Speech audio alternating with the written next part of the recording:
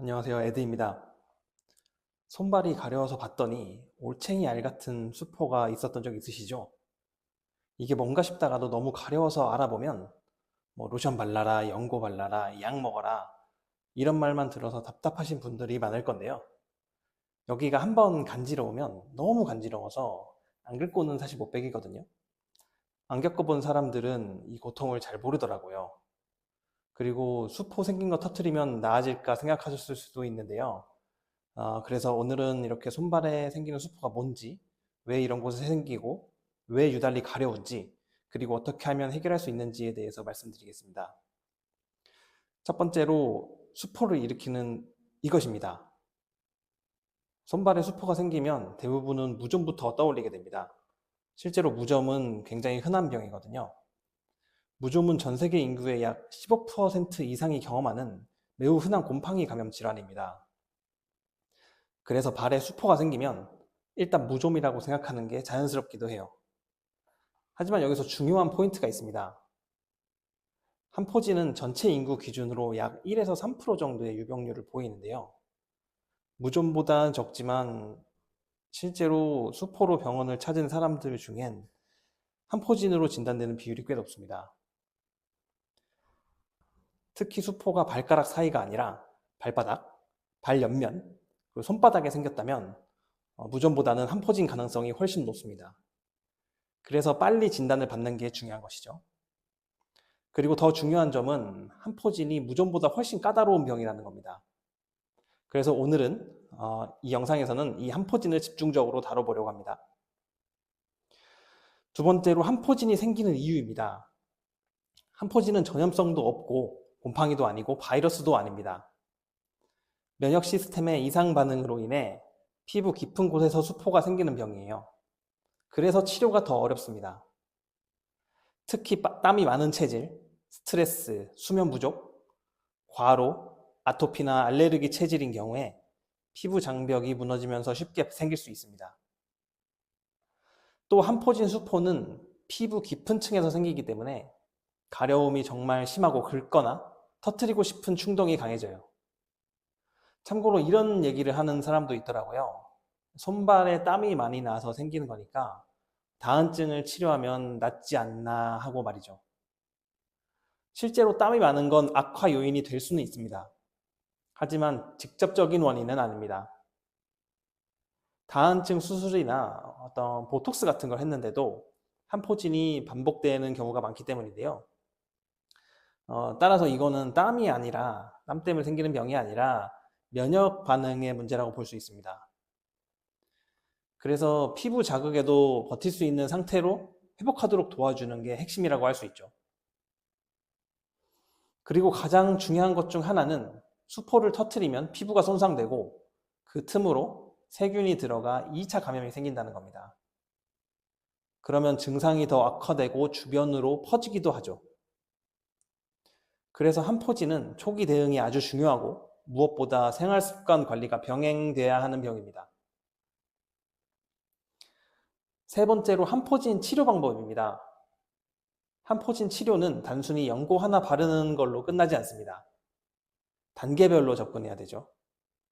1단계는 급성기 치료입니다.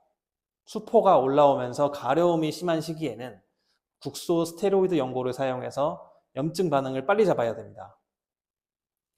심한 경우에는 중증도 이상의 스테로이드 연고를 짧게 사용해서 증상을 누릅니다.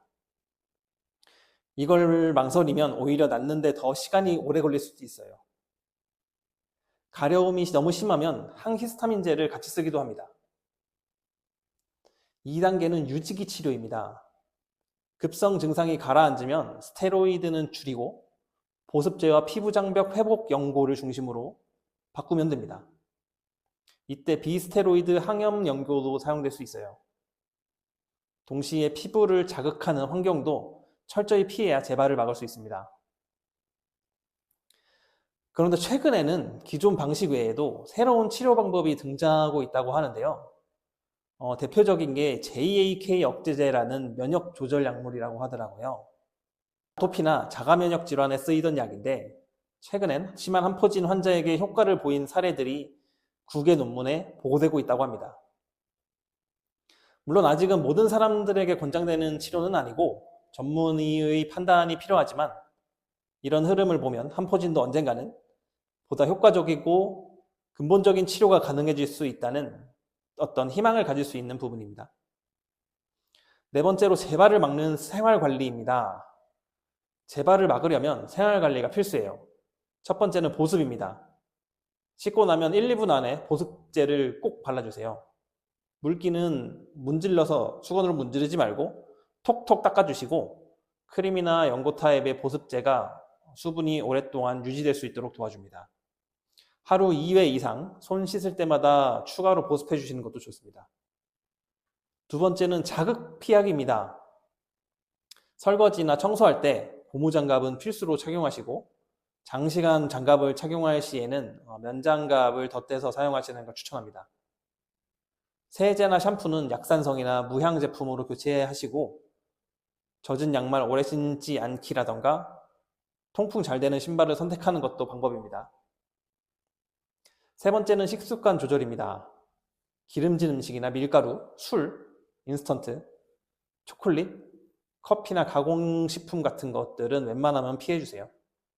신선한 과일, 채소, 단백질 중심의 식단을 추천하며 수분을 충분히 섭취하는 것도 중요합니다. 이러한 식단은 피부 염증 반응을 줄이는 데 도움이 되니까요. 꾸준히 해보시면 분명 좋아지실 거예요. 마지막으로 수면과 스트레스 관리입니다. 잠이 보약이죠. 밤 10시에서 2시 사이까지는 피부 회복의 황금 시간대라고 해요. 스트레스는 코르티솔 수치를 올려서 피부 면역을 무너뜨릴 수 있으니까 가능한 루틴을 정해서 생활 습관을 유지하는 것이 중요합니다. 자기 전에는 휴대폰을 끄고 어두운 조명, 그리고 가벼운 스트레칭, 따뜻한 샤워를 추천드립니다. 한포진은 단순히 수포 먹기에 생겼다고 끝나는 병이 아닙니다. 피부, 면역, 생활 리듬이 모두 연결된 질환입니다. 약은 짧게나마 도움을 줄 수는 있지만 결국 중요한 건 내 몸이 다시 정상적인 리듬을 회복하도록 관리하는 것입니다. 재발 관리 방법 4가지를 알려드린 것 꾸준히 실천하시면 충분히 나아질 수 있습니다. 오늘 영상이 도움이 되셨다면 좋아요와 구독 부탁드릴게요. 다음에는 더욱 유익한 정보로 찾아오도록 하겠습니다. 감사합니다.